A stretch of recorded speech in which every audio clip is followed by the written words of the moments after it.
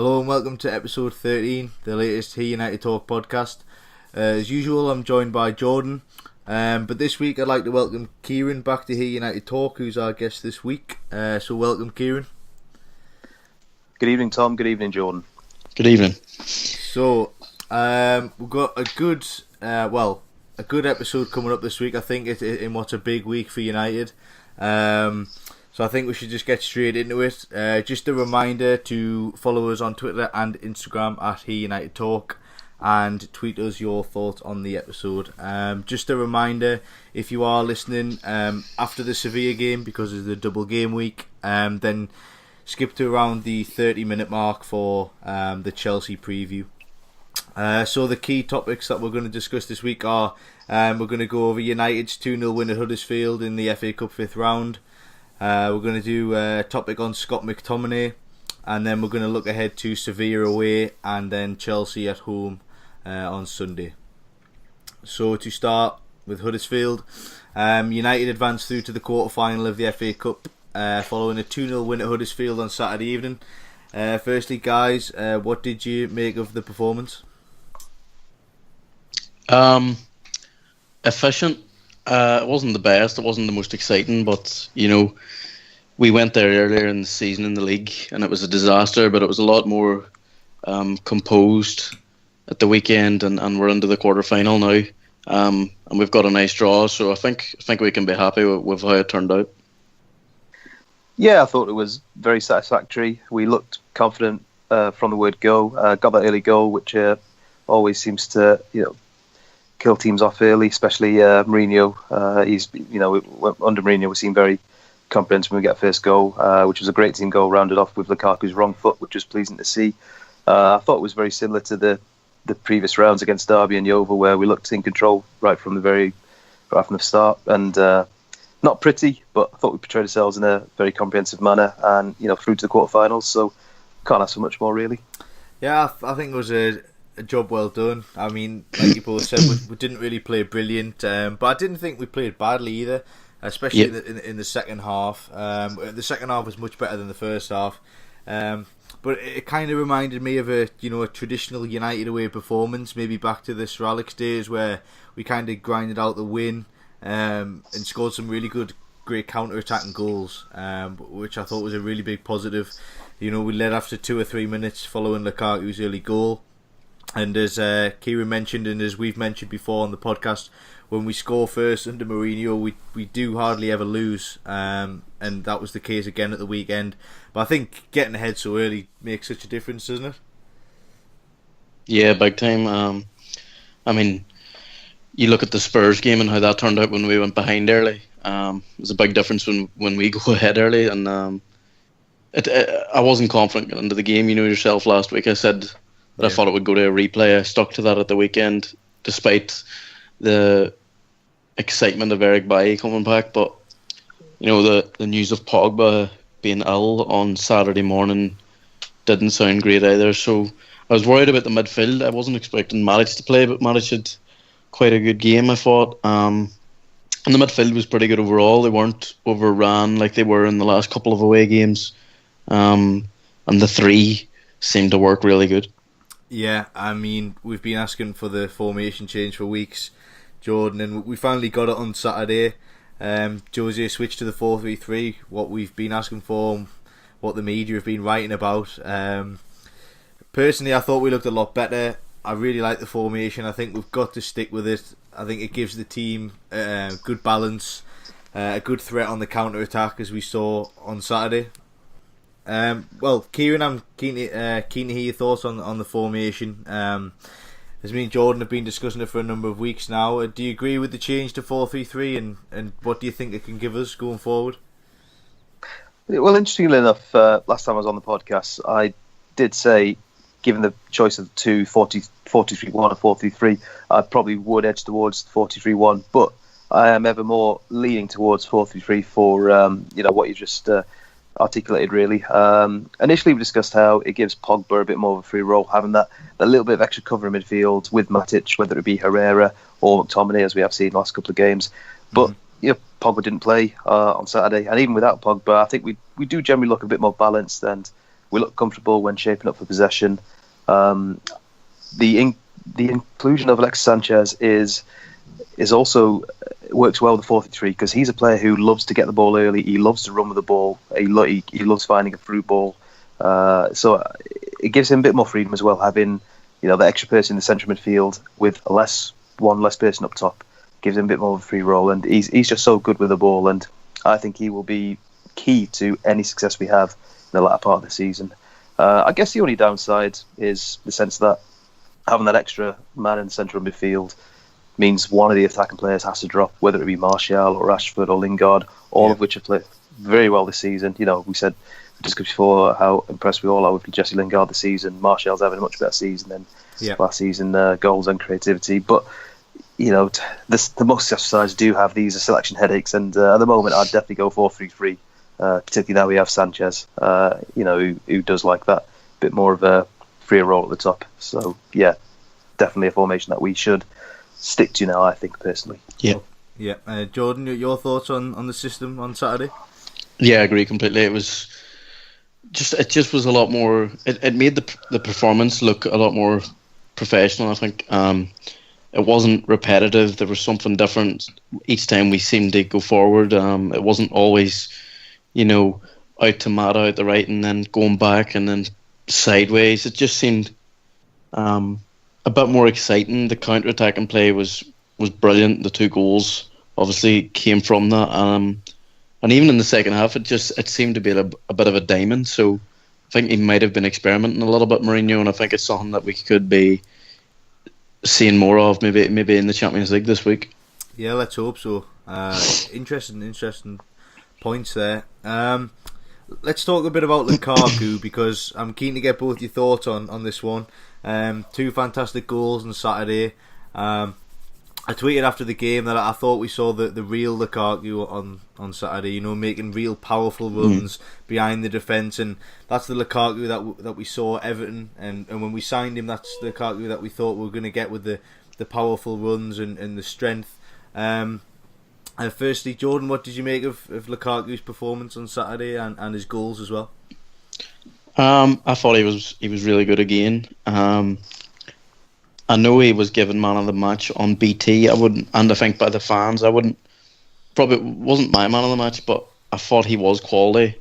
He was probably the best player on the pitch against Newcastle last week as well. So, his passing has been brilliant, his link-up play, and even the runs in behind now, and his hold-up play has improved a lot. And I think we are beginning to see the player that we expected at the start. I'm a big fan, and I'm excited. I mean, I think it's 7 goals off Ibrahimovic's tally from last season, and we're only now in February, so yeah, he's having a really good season, I think. Yeah, I mean, 21 goals, like you say, in February, and he's going to get 30 plus, you would think now. Kieran, what did you make of Lukaku showing on Saturday? Yeah, he was brilliant. I thought it was one of his best performances in a United shirt. As you said, he was strong, he was dominant. He made some great runs in and behind for both goals. Both were very decent finishes as well. It's just what every United fan wants to see more of, particularly against the better teams. He's clearly capable. Yeah, like you said, 21 goals. We're only in mid-February, 3 months of the season left, 3 competitions left. I think he'll definitely kick on now and get 30 plus.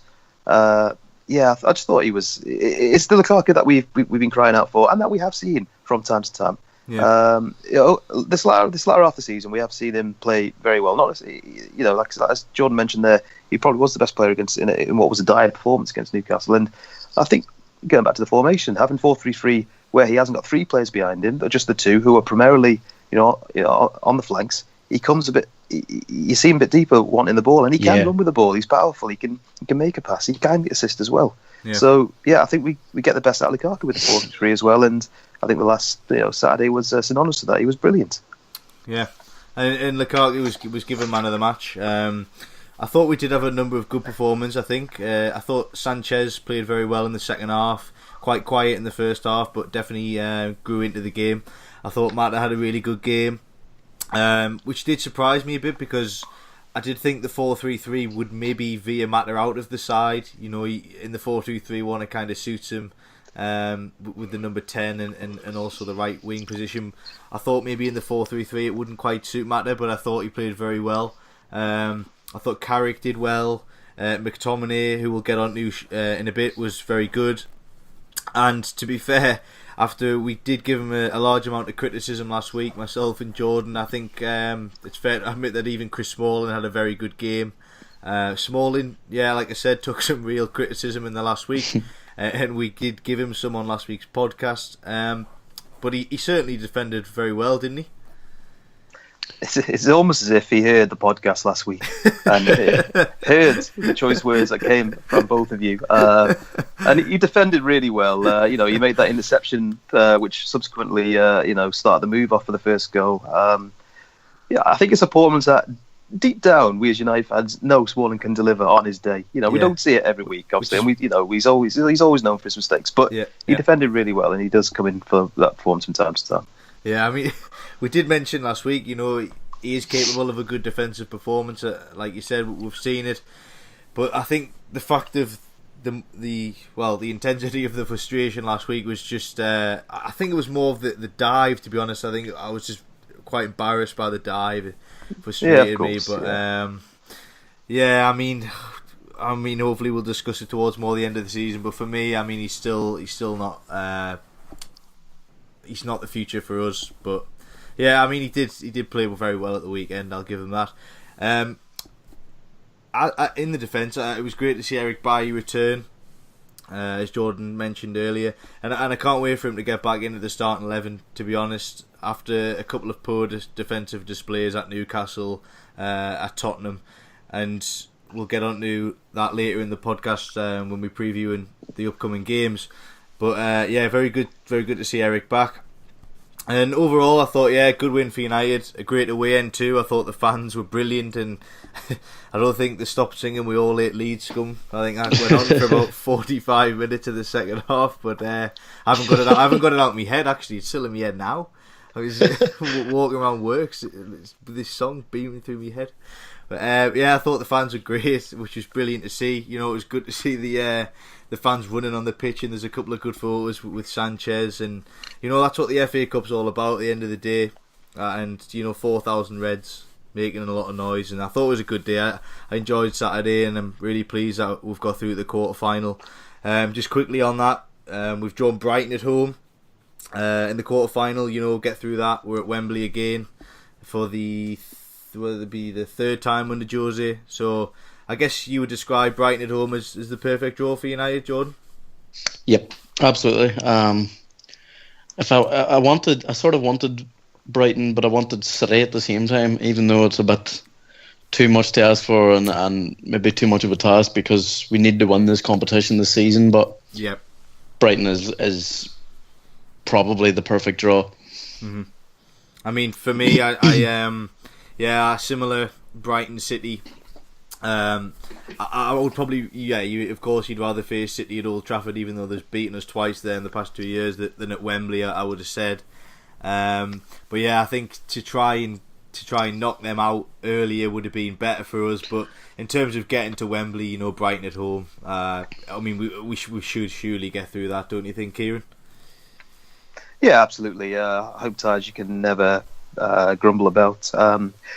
When it comes to winning domestic competitions, luck of the draw plays a big part. When we won the FA Cup under Van Gaal, we had Everton in the semi-final and Crystal Palace in the final. No disrespect to Crystal Palace, but I think it's you'd probably take them at the start of a tournament to meet in the final.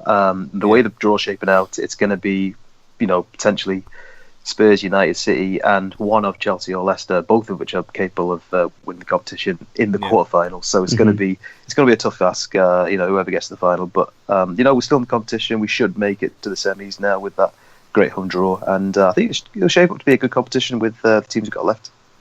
Okay, great. From Saturday, I think we've discussed it in small amounts about young Scott McTominay. That's made it through from the United Academy to the first team. He's been at United since he was 9 or 10 years of age, I think, and I thought it would be a good topic to discuss this week. He started to get some game time. He's now starting games. So I think it's about time we took Scott seriously. Firstly, Kieran, what are your thoughts on Scott, and do you envisage him on being a first team regular at United? Well, it's instilled in United's ethos and their DNA to bring in players from the academy, and hopefully that they'll graduate to become first team players in the long run. I sincerely hope that we do get the best out of Scott McTominay. Personally, I don't think we've seen enough yet to really make a judgment call. But what is really interesting is Warren Joyce in the academy really did work hard on his ability to become a central midfielder. When he had that big growth spurt, he missed a lot of the under-18 season between 2013 and 2015 because he had a lot of injuries and struggles with growth injuries and growing problems. He converted him into a centre midfielder. I think the intention is to make him like the successor to Carrick, and we've seen glimpses. Jose is using him well, I think, in playing him in the cup competitions and starting to phase him in the league a little bit more. He's clearly, he likes a battle. He took that whack to the head at home to Huddersfield. He's not made of straw. He's a big lad, and I hope that we do get the best out of him. At the moment, I don't think we've seen enough, but he's starting to show signs that he is capable. Definitely, I would say. Yep, Jordan. Yeah, I'd agree there. I think we haven't seen enough of him yet, but personally, I absolutely love him. I think he is learning from the best. I know in the dressing room he sits beside Carrick and Matic, and that he was playing obviously in midfield with both of them the other day. He was learning from the best. I think he's a quality player. He'll throw himself about. He'll go into 50-50s. A sort of midfield player that we've been lacking. Someone who's willing to get stuck in and do the dirty work. I think we do need to see more of him, as Kieran says, and Mourinho has been easing him in the right way. And yeah, I'd like to see him play on Wednesday night. It might be a bit of a risk, but it might be one of the only options we have with. If Herrera's still injured, we don't know if he's going to be fit yet. And then obviously the Pogba situation, you'd expect him to start. And then is Carrick ready for the Champions League and a team against a team like Sevilla? Yeah, and I think he's really starting to go on me. Actually, I think Saturday kind of hit me a lot that his potential and his ability. At first, I had some concerns. But he's definitely growing on me, and I'm starting to appreciate his role and what he could go into be at United. Because I think when he came into the team was around when Pogba was out of the side for a couple of months, and he came into the team, and I guess he filled the Pogba role. He replaced Pogba in the team, and I think at the time, I guess it's very difficult to replace Pogba and his range of passing. And I thought McTominay, kept it very simple. Some would argue very sideways, and I don't think he's suited to that role, which is why I guess I had my doubts at first. But in terms of him being a Matic or a Carrick type player, as you both mentioned, I could really see that happening. Would you agree that with that? Yeah, I think so. You made a good point there. I think Michael Carrick has made a successful career out of being a simple player as such. He didn't have a lot of flair to his game. He wasn't flamboyant. He did the simple things very effectively. There was a period where Ronnie Morningston really worked on Carrick's game about instead of passing sideways and sort of wide, trying to pass forward a bit more and bringing a more attacking presence to his game in sort of the late noughties during that successful period where we won 3 leagues in a row and won the Champions League. And he developed his game to try and score a few more, and it worked really well. And I think Tommy does have the similar attributes to Carrick. He's big, he's tall, he's comfortable on the ball. He seems to do simple things well. So yeah, I think a long-term successor to Carrick and a similar Carrick-esque player, and Matic, I guess. Matic is a similar type player as well. A bit more. Matic's probably got a bit more to his game. He's a bit more quick. He's a bit quicker than Carrick. We haven't quite seen it yet with us, but with Chelsea, he can crack a goal from far out as well, Matic. I'd like to see that a bit more. So, if we can address those points to McTominay's game, then yeah, I think he's definitely got a future in that role. Absolutely. Good. Jordan? Yeah, you have to agree 100%. Carrick never had that cutting edge or ability to take the game by the scruff of the neck, and I don't think McTominay has that either. And I think he's got a bit of stick for that. I've seen fans saying that he is too negative, but I mean, he does the simple things and he does it right. He keeps control of a game, and it's Michael Carrick's always done it, and Michael Carrick has had a troubled season with that heart condition, but you could just see the class that he still has on Saturday. I thought he had a really good game, and I think that McTominay was probably my man of the match, and had a really good game himself. So I think it's an exciting time. I think he's only 20. So there's a long way to go. He's got a lot to learn, and he can only get better at this club and around those players. Yeah, and like you say, he does the simple things well, doesn't do anything stupid. I do like what he's doing, and I think the 4-3-3 is probably good news for McTominay, to be honest, because you know, with the two in midfield with Matic and Pogba, you would say that he wouldn't get into the side, but with that extra midfield role, I think it suits him and it suits the team. And yeah, he could become a Carrick replacement. The only worry or slight worry that I have is you both would have seen this week that Jose mentioned signing a midfielder to replace Carrick. Do you think that would be a concern for him, or do you think he would still get into the side?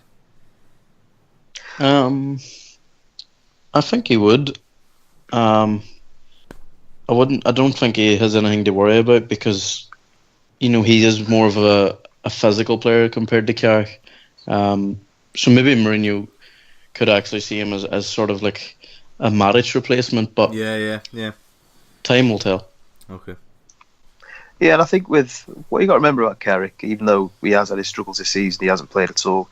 We've had him for 12 seasons. I can't think how many games he's played in that time, but he's been an integral part of our success in that time. He's been a very loyal, trusted, worthy, great sim for United, and players like that are a few and far between these days. And I think Mourinho's intention of probably trying to replace him is probably trying to replace somebody who can possess the same qualities he's had over a long period of time. With McTominay, he's young, he's from the academy. Hopefully, he can be that Carrick replacement, but he probably wants to get some more of a short-term replacement for Carrick's departure now. So and I guess with someone who can play alongside Matic in the short term, whilst McTominay, learns his trade from the best, and before we see the best out of him. And if McTominay can learn anything from Jesse Lingard, it's do what you can do well, and then work on the game that comes afterwards. Lingard went on loan. I didn't think Lingard would be as good as he was, particularly this season, and I just really hope it's not a one-off of Lingard this season. I think McTominay is just easily got as much chance as Lingard has. Lingard's taking his chance, utilise it well. Hopefully McTominay will follow suit as well. I don't think a signing should thwart that in any way. Okay, interesting. Okay, let's look ahead to this week. A big week for United. We discussed this last week with going to Huddersfield. We've got the first hurdle out of the way. United travel to Seville on Wednesday to take on Sevilla in the Champions League last 16 first leg. In what now is I thought a massive game for United. FA Cup's ticking along nicely.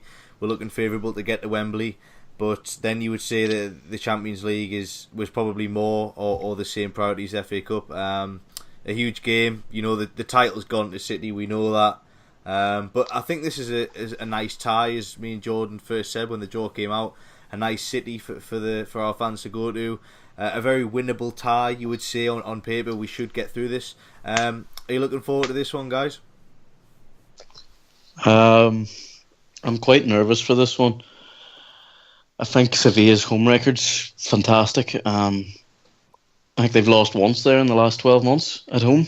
And is that right? Is it? I think Liverpool were the closest to doing it when they went 3-0 up there, and then right. That Liverpool would have been the first in a long time, but they lost to Real Betis at home a couple of weeks ago. Right. So by no means is it going to be an easy game, and I'm quite worried, to be honest.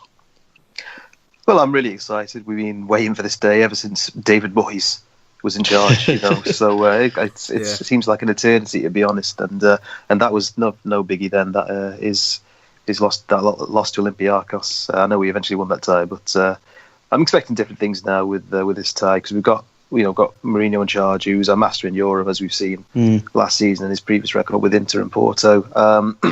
Seville are a team who who do concede.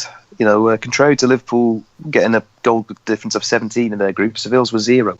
They can score 12 and conceded 12. So I share Jordan's concerns that we are playing away against a side who know how to play in Europe. They won 3 Europa Leagues in a row, 14, 15 and 16. But like you said, very winnable tie. We've got a great man in charge, and considering that we could have had Bayern Munich or Madrid in the draw, I'm very satisfied with going to Seville in the week. Okay, I think, like I said, the Premier League title gone. It would be nice to have a run. I mean, I think no United fan is expecting us to win the Champions League. Of course, there's a slight hope we may go far. But I mean, realistically, you're looking at you think we should get through this. Then you're looking at quarter-final, semi-final. We won the Europa League last year. As you said, we've got Jose who does very well in Europe. But if you looked at it now, how far do you think we could go? It's difficult to say. I think on paper we could do pretty well if everyone's fit. Obviously, it depends on the luck of the draw.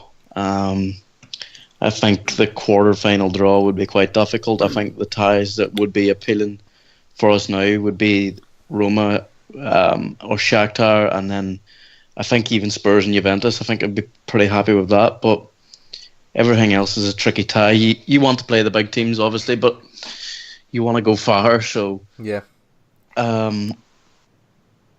it's difficult. I'm not too sure. I'd love to reach the semi-finals, but whenever you reach that stage, you want to get to the final. You feel like you can make the final, so you'd be pretty annoyed. Yeah. Either way, but I don't know. I think we can do quite well. Mourinho's a good manager. He can do quite well in the away legs and then take it to Old Trafford. So, okay, Kieran. Yeah, I think Jordan, you've hit the nail on the head there. That last sentence about Mourinho getting a draw away and then taking a draw to Old Trafford. Draw's going to be key, but also where we play is going to be key in terms. I think we probably will need to play away every tie to do well and look for that draw. And I know it sounds really negative, but to win competitions, you've got to be tactical. You've got to be very astute. Mourinho knows how to do this. So go into a tough tie like a Barcelona, like a Real Madrid or PSG. Obviously, it'll only be one or the other. And go into Old Trafford knowing that you haven't got a score to go with the deficit. Go in equal, 0-0 or 2-2, even better with away goals. That'll be the key to it. So I think we can do well. I think we can get to the semi-final. Draw pending, hopefully probably in away leg first. Nothing worse than playing a big team in the quarterfinals with a 1-1 draw going into the away tie. I think that's what happened in the last match we played against Bayern Munich. Yeah. We went 1-0 up though with that brilliant ever strike, but I think they equalised just as quickly. 20 seconds later, and then it was just all downhill from there. But I am secretly quite confident about the Champions League, and it's purely because of who is in charge. Yeah. So I think we can do well. I'm thinking semi-final. I really am. Okay. I mean, just imagine. I mean, there's a long way to go, but just imagine if we won the Champions League and Pip City winning the Premier League. It would just be typical United. I think it happened in 1968 actually when we won the Champions League under Busby. I'm sure City won the league, that one of their only ever league titles that year, and we still managed to pip them by winning the European Cup. So just imagine if we did that this year. The media meltdown with that one. In terms of the game, what you're expecting from Sevilla on Wednesday night, because I mean, you mentioned their home record. I didn't realise it was actually as good as you said, but I know they've struggled at times this season. I think they got battered 5-1 of Eibar last week. So, what are you expecting from Sevilla? A tough game. I mean, you know what Spanish teams are like. They can be physical, but they can go down quite easy as well. They'll probably be really dangerous going forward, but as Kieran says, they concede a lot of goals. They lost, as you said there now, Tom. They lost 5-1 last week to Eibar. Their first home loss in a long time was 5-3 to Real Betis. So I think if we do play the 4-3-3 and sort of play maybe that counter-attacking style that we saw against Huddersfield, it could work to a treat. I don't know. I'm quite concerned about our backline and how the midfield has been recently. The midfield was obviously better against Huddersfield, but against Newcastle and Spurs, there was nothing there. And the defence has been very shaky, and I think we've got a lot of injuries at the minute. I think we've got 3 fit centre backs for Sevilla. Mourinho said he wasn't sure about Rojo and Jones, so yeah, it's going to be difficult. It's going to be a nervy one, I think. Yeah, absolutely. I share the concerns about the defence, particularly because they are a team that do like to attack. Ben Yedder has got 6 goals already in the Champions League this season. Yeah, they do concede, but we're going to have to attack to try and utilise that. It'd be no good sitting back and just allowing the pressure to sit before going on the counter. Because if they're a team that can vulnerable at the back, we should go and attack as well. But what's interesting is they have changed their manager since the draw. Brizar's gone now. They got Montella in charge, who is coming after a rather unsuccessful spell at AC Milan. Haven't spent a lot of money, but that shouldn't really factor into anything really. I don't think the concern still says saying they've got a good striker up top, but we got to go and attack.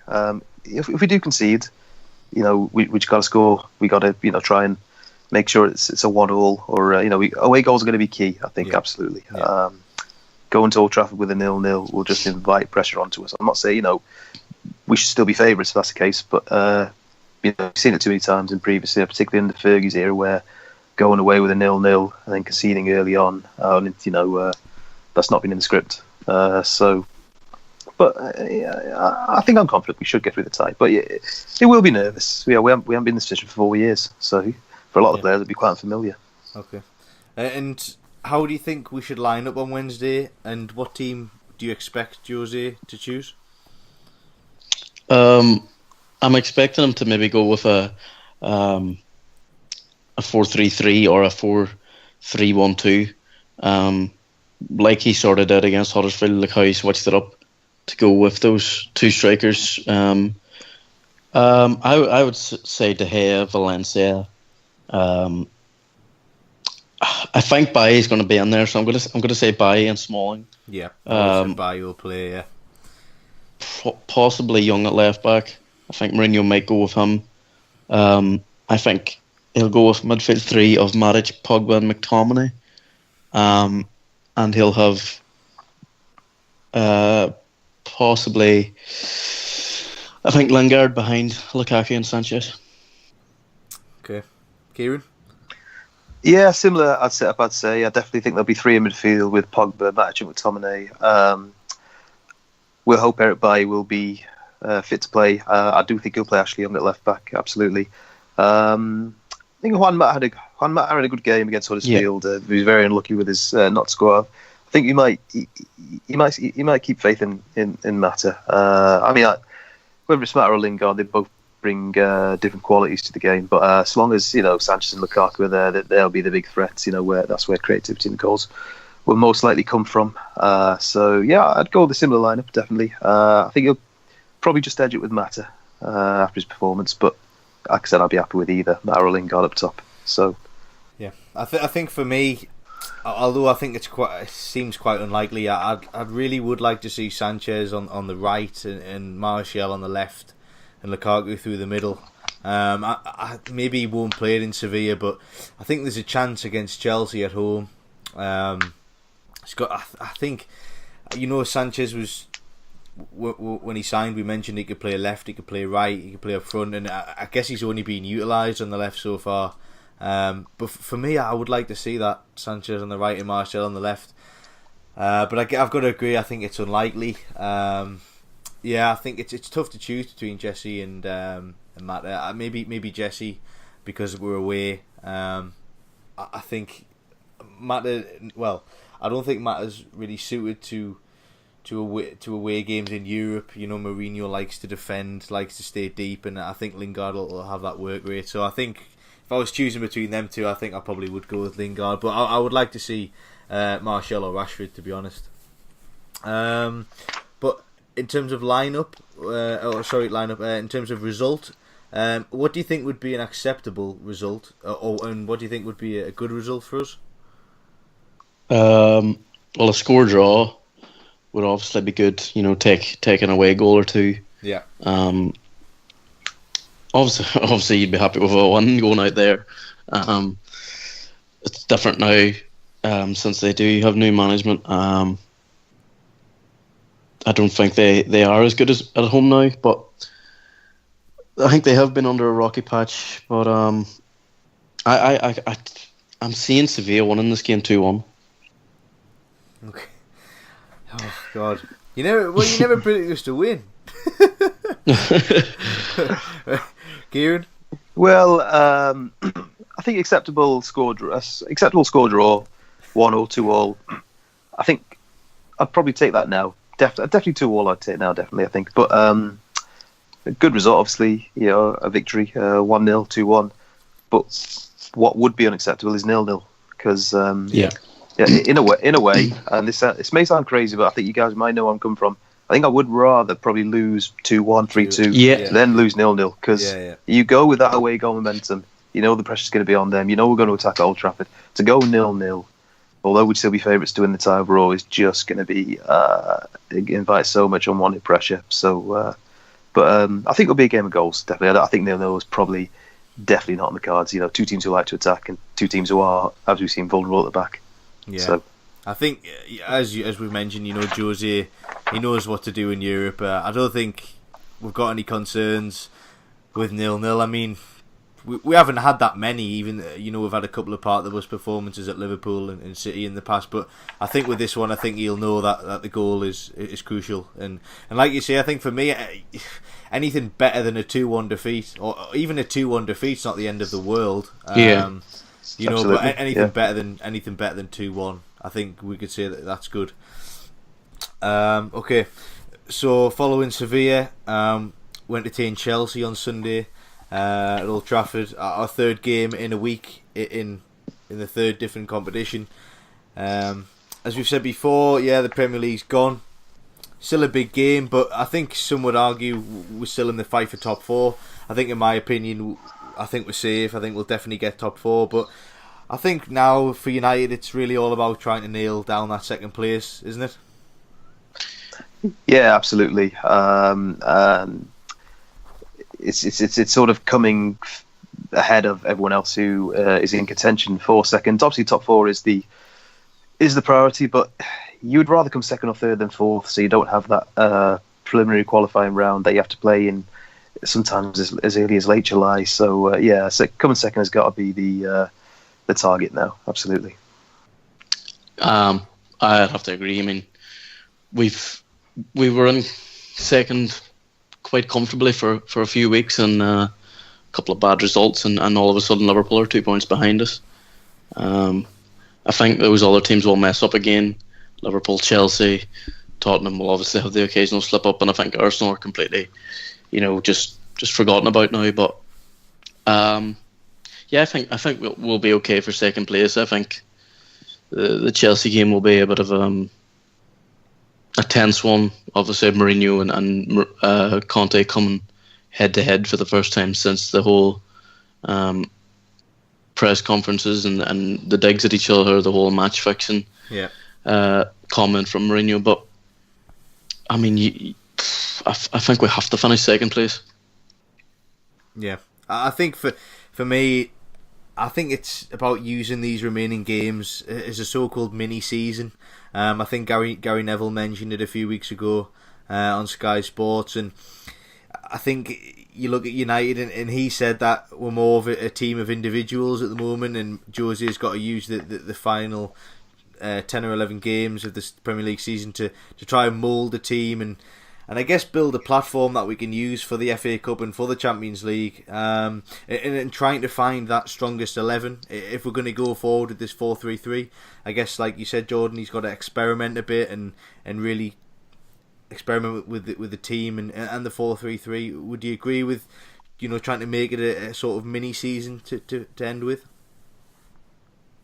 Yeah, absolutely. Like I said, we're still in three competitions here, one of which is definitely gone by the wayside now. But there's a lot of games still to go.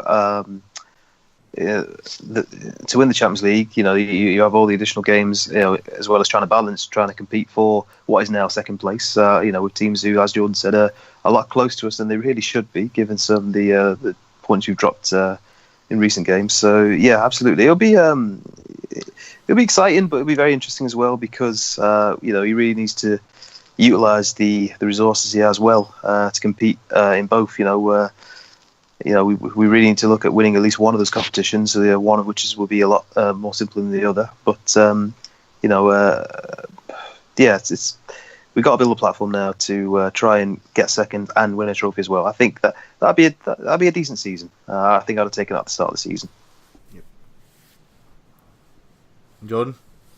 Well, yeah, it is a good chance to experiment. I think we might see a bit of Angel Gomez and maybe a couple other younger players come on, like Rashawn Williams or Tahith Chong, even, because he's been bumped up to the under-23s now.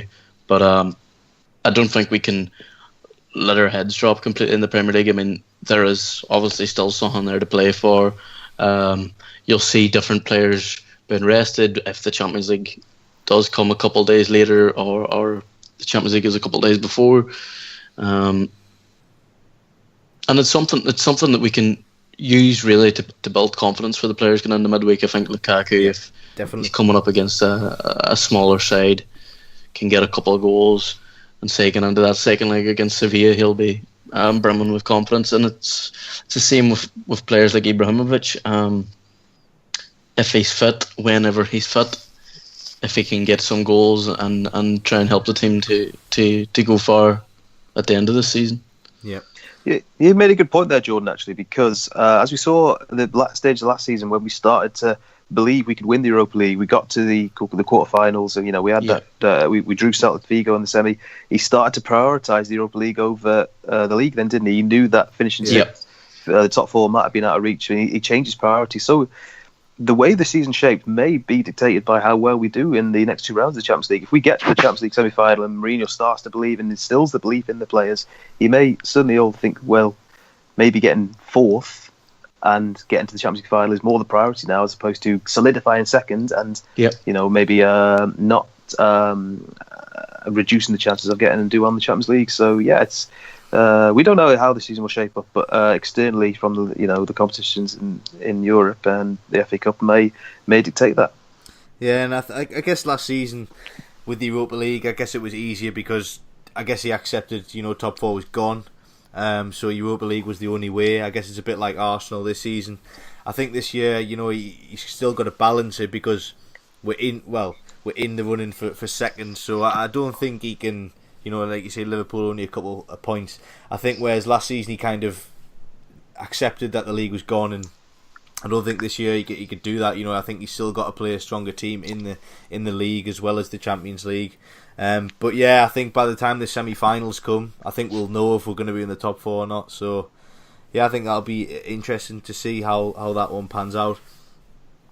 In terms of Chelsea, what sort of game are you expecting? Obviously, we've said the Premier League title's gone, but important that we win a big game. We haven't actually won many big games under Jose. And I think it's key, like you said, Jordan, to get some momentum going into the final straight of the season. Yeah, absolutely. I'm expecting a feisty tie, more so because of the hatred that's been instilled on both managers now, the pressure that Conte is under now. He's really got to look for. He's got to pull a victory out of the bag after the dire results they've had recently. Bournemouth and Watford. We ourselves, as you mentioned before, we've got to be careful of dropping more points.